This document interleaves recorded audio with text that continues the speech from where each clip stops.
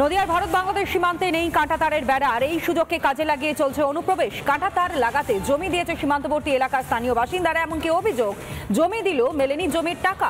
কেন্দ্রের তরফে টাকা পাঠানো হলেও টাকা পাননি জমিদাতারা। কাঠগড়ায় নদিয়া জেলা পরিষদের সভাপতি, তার অবহেলার কারণেই টাকা মেলেনি জমিদাতাদের।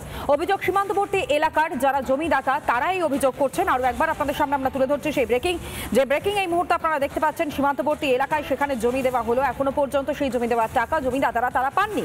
নদিয়ার ভারত ও বাংলাদেশ সীমান্তে নেই কাঁটাতারের বেড়া, এবং সেই সুযোগেই কাজে লাগিয়ে রীতিমতন চলছে অনুপ্রবেশ। কাঁটাতার লাগাতে জমি দিয়েছে সীমান্তবর্তী এলাকার স্থানীয়রা। অভিযোগ, জমি দিল, সেই টাকা তারা পাননি। কেন্দ্রের তরফে টাকা পাঠানো হলো, টাকা পাননি জমিদাতারা। কাঠগড়ায় নদিয়া জেলা পরিষদের সভাপতি। আমরা দেখতে পাচ্ছি যে বর্ডারে যে সমস্ত জায়গায় ফেন্সিংগুলো নেই, সেই সমস্ত জায়গায় লোকাল যারা অধিবাসী আছে তারা নিজেদের জায়গা ছেড়ে দিয়ে বিএসএফকে ফেন্সিং দেওয়ার জন্যে তারা নিজেদের জায়গা ছেড়ে দিচ্ছে। কিন্তু দেখা যাচ্ছে কেন্দ্রীয় সরকার এই ফেন্সিং জন্য যে টাকাগুলো পাঠিয়েছে সেগুলো বিভিন্ন জেলা পরিষদ টাকাগুলো আটকিয়ে রেখে দিয়েছে। তার কারণ হচ্ছে ফেন্সিং যদি দেওয়া হয়ে যায় তাহলে অবৈধ অনুপ্রবেশকারীরা আর ভারতবর্ষের ভূখণ্ডে আসতে পারবে না, বিভিন্ন রকম ক্রাইমগুলো করতে পারবে না। কিন্তু এরা ফেন্সিং দিচ্ছে না এই কারণেই যে এদের যে সমস্ত চোরাচালান কারবারি ব্যবসাগুলো এরা করে খাচ্ছে, আর যে অনুপ্রবেশকারী নিয়ে এখানকার ডেমোগ্রাফি চেঞ্জ করে দিচ্ছে সেগুলো এরা পরিকল্পনা মাফিক করছে, এবং এটা যাতে বন্ধ না হয় তার জন্য এরা বিএসএফকে ঘুরপথে এরা ফেন্সিং দিতে বাধা দিচ্ছে। প্রথমত এটা বর্ডার এলাকা, আপনারা নিশ্চয়ই জানেন টোটাল সেন্ট্রাল গভর্নমেন্ট দেখে, এবং সেন্ট্রাল গভর্নমেন্ট বিজেপি শাসিত সরকার আমাদের চলছে। এটা তাদের নৈতিক দায়িত্ব। এখানে জেলা পরিষদের কোনো বিষয় নেই। যদি জেলা পরিষদের আন্ডারে থাকে আমরা নিশ্চয়ই বিষয়টা দেব। টাকাটা জেলা পরিষদে পৌঁছে দিয়েছে বলছে বিএসএফ বা কেন্দ্র সরকার, কিন্তু সেখান থেকে টাকাটা ডিসচার্জ হয়নি। না, সেরকম কোনো খবর আমাদের কাছে নেই।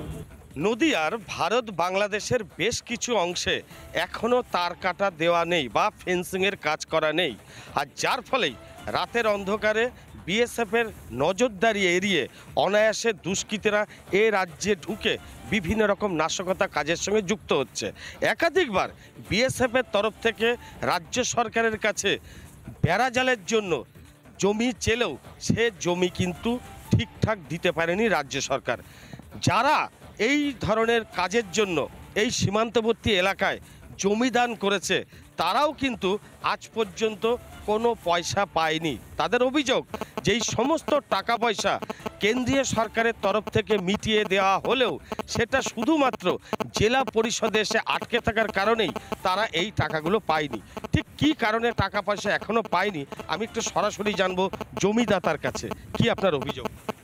আমার অভিযোগ, আমার 6খানা দাগ দিয়ে এই তার কাটার জমি ছুঁয়ে গেছে, মানে আমি জমিদাতা, সেখানে একটা অংশের টাকা পেলেও এখনও 5খানা জমির দাগের টাকা না, মানে হাজার রকম সমস্যা।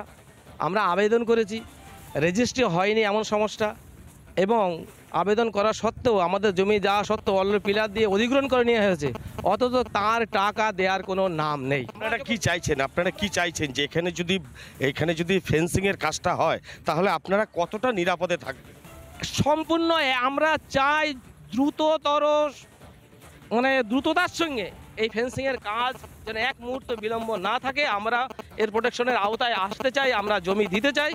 অর্থাৎ কিনা স্থানীয় বাসিন্দাদের যেটা অভিযোগ যে তারা ফেন্সিংটা হোক এটা চায়, তার কারণ যাতে কোনো রকমই অনুপ্রবেশকারীরা এ রাজ্যে বা এ দেশে ঢুকে কোনো রকম নাশকতা করতে না পারে, বা সীমান্তবর্তী এলাকাতে যাতে কোনো রকম অস্থির পরিবেশ তৈরি করতে না পারে।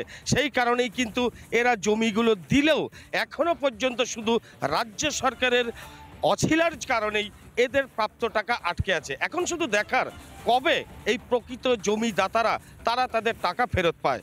নদিয়া থেকে পলাশকান্তি মণ্ডল, রিপাবলিক বাংলা। নানা ধরনের কন্টেন্ট দেখার জন্য লাইক করুন, শেয়ার করুন আমাদের ফেসবুক পেজ, সাবস্ক্রাইব করুন আমাদের ইউটিউব চ্যানেল। পাশাপাশি অন্যান্য ব্রেকিং নিউজের জন্য অবশ্যই চোখ রাখুন রিপাবলিক বাংলায়।